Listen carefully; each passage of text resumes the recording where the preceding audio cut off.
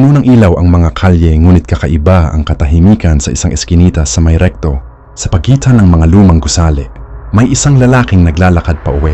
Si Marco ay isang estudyanteng call center agent din sa gabi. Pawisan siya, bit-bit ang backpack. Habang binibilisan ang hakbang, bahala na, konting kanto na lang, bulong niya sa sarili. Ngunit sa likod ng mga basurahan, may aninong gumagalaw.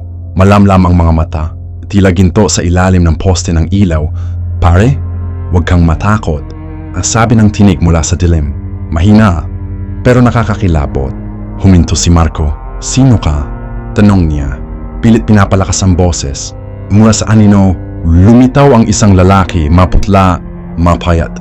Umugunta may kakaibang anyo ng ganda. Hindi ito amoy alak o basura, kundi parang amoy ng malamig na hangin. At doon nakita ni Marco ang mahahabang pangil. Matagal ko nang hinihintay ang gabi na ito. Ang unang gabi, bulong ng estranghero. Bago pa siya makasigaw, naramdaman ni Marco ang malamig na kamay sa kanyang leeg at ang mabilis na pagsalakay ng mga pangil. Nang sumunod na umaga, natagpuan siya ng mga pulis sa loob ng eskinita, nakahandusay. Mapotla, tuyong-tuyo ang dugo, ang ulat sa radyo. Unang biktima sa serye ng misteryosong pagpatay sa lungsod. Wala pang nakikitang suspek. Sa lilim ng mga gusali, nakatayo ang nilalang.